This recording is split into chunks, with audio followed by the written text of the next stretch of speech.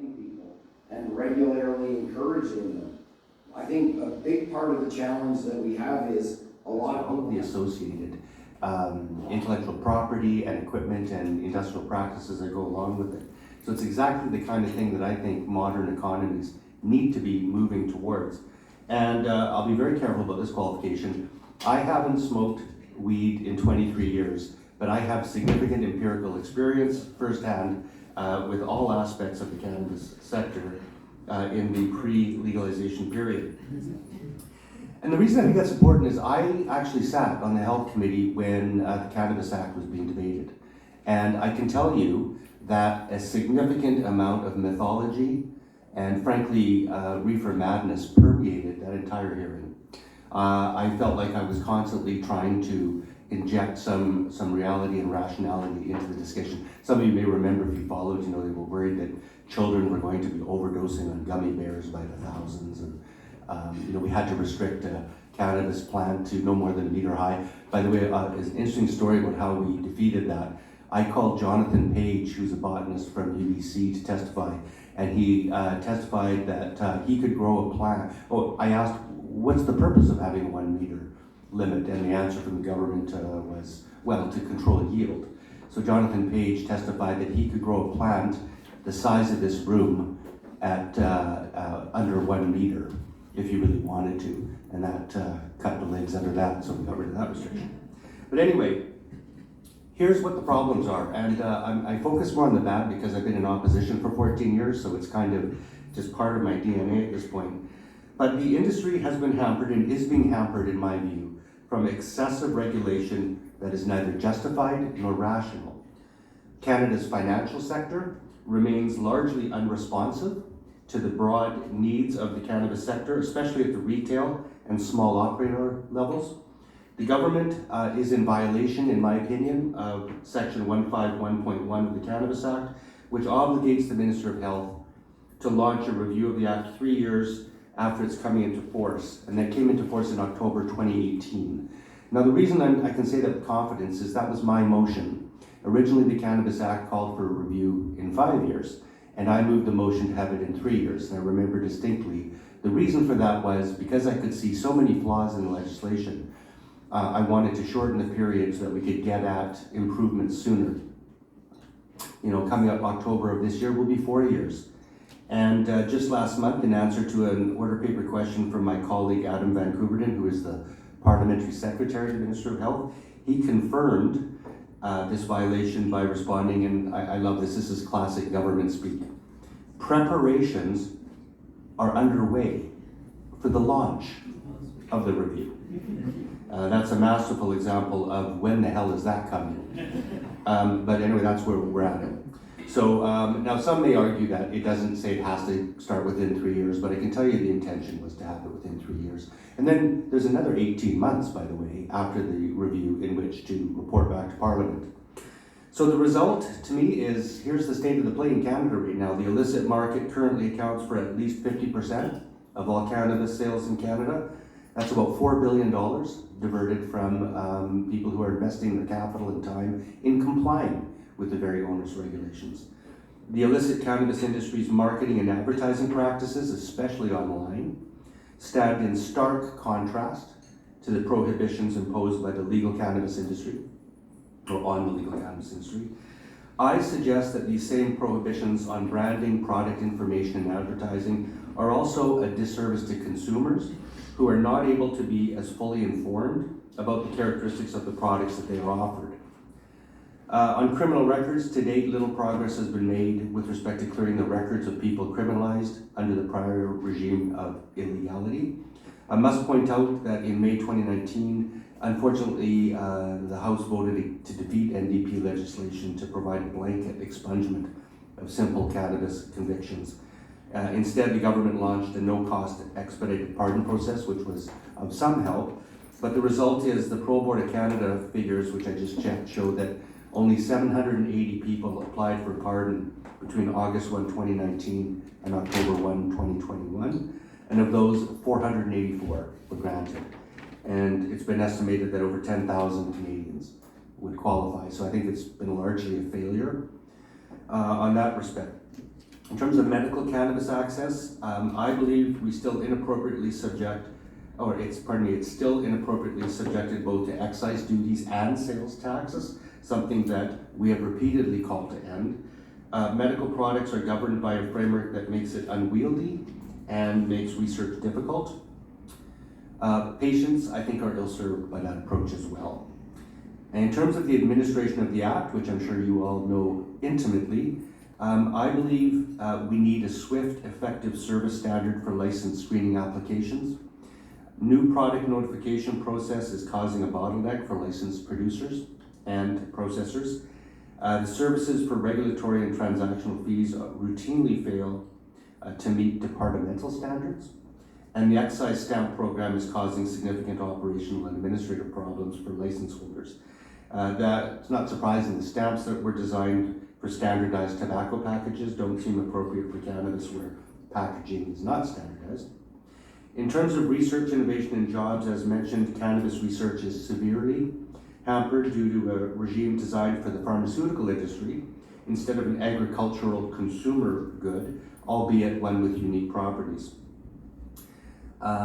Finally, in terms of the bad news, Canada, I don't believe, and Nate may be able to correct me on this, I don't believe we have an economic strategy or vision for the cannabis sector, either domestically or internationally. And so the cannabis sector, I know, is still unable to access federal funding programs for agribusiness, and EDC and BDC funding remain challenging. So there's a dollop of bad news to start off your conference. But the good news is this: we still are miles ahead of others, including the United States. I think the potential for this industry is huge. I give credit to the Liberal government for having taken the bold step to legalize, and I even understand why they took a cautious approach. But I'm hoping that now, after 3 years, we can sit down with industry and we can make, I'm hoping that the political culture has changed along with the feedback that's going to be given with the real life experience by the industry in order to streamline this process so that we can unleash the entrepreneurial energy of Canadians, not only Canada, across the world. I used to say that there should be 3 rules about regulation. Have everything properly labeled, make sure the products are safe, and keep it out of the hands of children.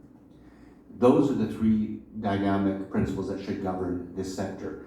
And I think we've gone really the other way. So this is an opportunity to, I think, jettison those regulations that were perhaps put in with good intentions, but really are proving to just hamper the industry. Because it's only a matter of time before the United States, I think, legalizes at the federal level. And so there's a real opportunity right now for Canada to get a really good jump on the United States and help make sure we have a thriving cannabis sector in this country. So thanks very much for inviting me here today. I wish you a good 2 days of deliberations, and I look forward to working together with you to have a strong, vibrant cannabis sector in our country. Thank you. That was such a great start, and I know that and anybody could tell that it's heartfelt, and the knowledge that you have about our sector and the history of legalization and the challenges of regulation and so many of the points that you identified is definitely music to our ears. And I just want to repeat how grateful we feel for the relationship that we have, and we have a great relationship also with our next speaker, Nathaniel Erskine Smith.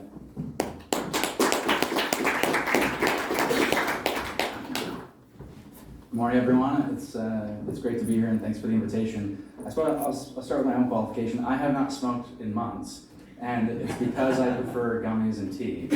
And I got involved in politics in part because of the brokenness of our drug laws. I never considered myself a criminal, but the law did, so I got elected and changed the law. I'm no longer a criminal. And it's not just cannabis, of course. When we look, the government will unfortunately defeat a bill later this week around simple possession of all drugs, actually. Those should be criminalized too, and we do need to have a more thoughtful approach and a regulatory approach, I would say, and all drugs should be regulated according to their respective harms. It seems simple enough, but we don't do it. And with respect to cannabis, it's important that we've got a regulated marketplace, but when we look at the regulations for that marketplace, they obviously need to improve. And I think Don has touched in some detail categories, and there's a review that should be announced in weeks. It should have been announced months ago, but it should be announced in weeks. But I'll tell you, if we stick to the scope that the legislation contemplates in terms of that review, we might as well not do it, because it's so narrow in its scope. And what we really need is we need a review that will be broad, that will be significant, that will inform the government in changing policies in a number of different areas. And I would say patient access is critical, and the excise tax never made sense in the first place. I remember meeting with the minister at the time and laying out comparisons to every other jurisdiction that was legalizing in the United States and elsewhere, and we were unique in many ways to impose sales and excise tax, and yet here we are. And so that obviously needs to change, and patient access concerns in general need to be at the forefront. Similarly, when we think of the unfairness and injustice of criminalization, the expungements are one part of the picture. I would also say access to the industry is also part of the picture, and we exclude access in a way that other jurisdictions south of the border have contemplated in a more serious way. How do we rectify the injustice? And I don't think we've had that same consideration. I remember standing up on the Murray Rankin's bill I seconded it, and I got up on my side of the house, and I was the only one standing up, and I thought, this makes no sense. This is, again, the most obvious thing that we need to do. And for the purpose of this conference, and what I am most interested in some ways, is when we look at the reforms that are necessary to address the illicit marketplace and to grow the industry. I think Don's right. We don't have an economic strategy, certainly as it relates to the export of cannabis. That if you speak to our international trade folks, this is not on their agenda at all, but it should be. And when you look at the domestic economic strategy, is there one today? I don't think so particularly. Will there be one? I'm optimistic insofar as the most recent budget does finally move some of the conversation into industry's hands, and I think that can only be a good thing. Where that takes us, though, is unclear. And so when we look at the industry perspective going forward, there are changes coming that should have, again, never, the insanity of limits on the number of 2.5 milligram beverages I can buy never made sense. Those are changing, thankfully, but there are all sorts of specific concerns that you will live and that politicians need to know in order for the laws and rules to change in a positive way. And so what I would say is, as part of the 3-year review, but I think even hopefully sooner than whatever that 18-month response is, we need to continue to make changes that expand your sector to ensure that we are addressing the illicit marketplace in a serious way, and obviously the added benefit to our economy. And so one, I guess, offer that I would leave you with is, you've got colleagues of mine in the Liberal Party who are interested in this conversation, including myself. You've got Don Davies who's interested. You've got Scott Reid from the Conservative Party. And when we look at those 3 issues of patient access, of addressing the injustice of criminalization, and of expanding the sector and addressing the illicit marketplace, where you have ideas, either in general or that are specific to your own experiences, please inform us, because you're going to, of course, inform the department, you're going to be informing government by way of that 3-year review and obviously in interim conversations as well, but allow us to also be advocates in that space on your behalf. And so I would just encourage you to reach out to us personally, certainly reach out to me personally, so that I can compile those concerns and I can be a better advocate on your behalf in Parliament. And with that, I won't be able to stay for all of the 2 days, so I do encourage you to reach out to me personally, and I look forward to staying in touch.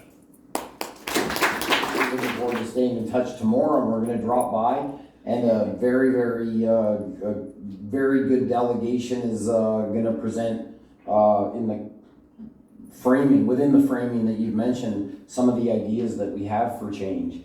And I just want to make 2 comments just in relation to these excellent presentations. To say they were excellent is obvious, but bears repeating. And to say that we're lucky to have them, I think is well identified too. Each of them touched on the issue of pardons, and throughout the day today and tomorrow morning, the organization Cannabis Amnesty, which is an organization that obviously bears lots of support. C3 has formally recognized them as a community partner, and we're really trying to create more engagement to support actual pardons for individuals within the improvements that have been made. So we're really embracing that issue. And I think the comments that Nathaniel made with respect to the statutory review are important. The conclusion that I draw, because we've had a lot of back and forth about scope, is that by now the timelines are such that we'll use the statutory review for whatever avenue it can provide to advance the issues that we identify as needing change. But not all of the change which we require, to my mind, is likely to be just kind of in that narrower avenue.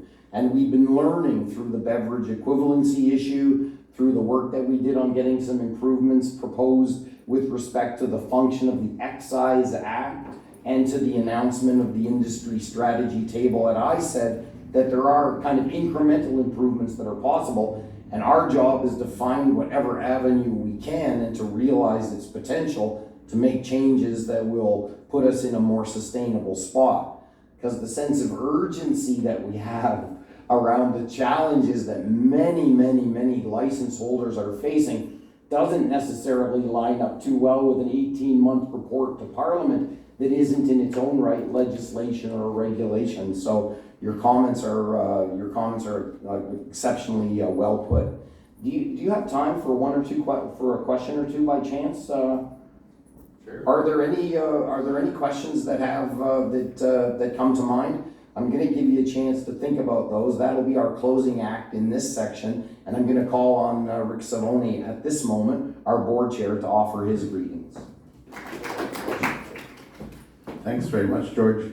A special thank you again to both of the members of Parliament for being here today. It's a real pleasure for us to have you, but even more, it's a relief and comforting to hear you speak with knowledge about the challenges that we're facing and the opportunities that we're trying to take advantage of. So thank you so much for making the time to be here. Also, thanks to our conference sponsors, to Cookie Jar and to Thermo Fisher Scientific. We're really grateful to you for the support of the conference. And as the board chair, I'd like to give a special thanks to Pierre Colleen and to George for the work that you've done to pull this conference together. We were reflecting, actually George and I started within a couple of weeks of each other, and we were reflecting about how the last time C3 got a group together, it was just a week or so before the world changed with the pandemic, and we were at Tunney's pasture at the Ministry of Health.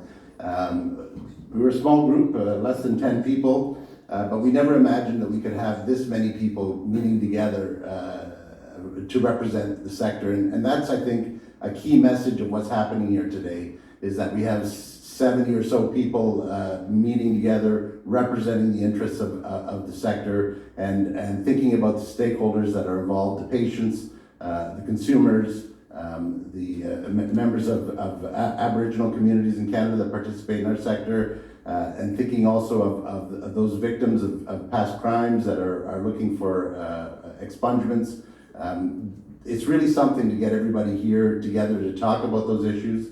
And the reality is that we're facing a new set of objectives and a new set of assumptions that we're working with today that are very different from the assumptions that we walked into this sector with 3, 4, and 5 years ago. The reality is that in that time of pandemic, so much has changed, not just for the world, but also for our sector. And it's important for us to carry that message singularly. Each of us has our own issues. Each of us has our own problems with a specific regulation or a specific part of legislation. There's no problem with that. Of course, you should take those messages to the stakeholders tomorrow. But it's very important for us, each of us, who are going to be meeting in the 20 or 25 or so meetings tomorrow, that we remember that we're part of a cause that's representing the entire industry.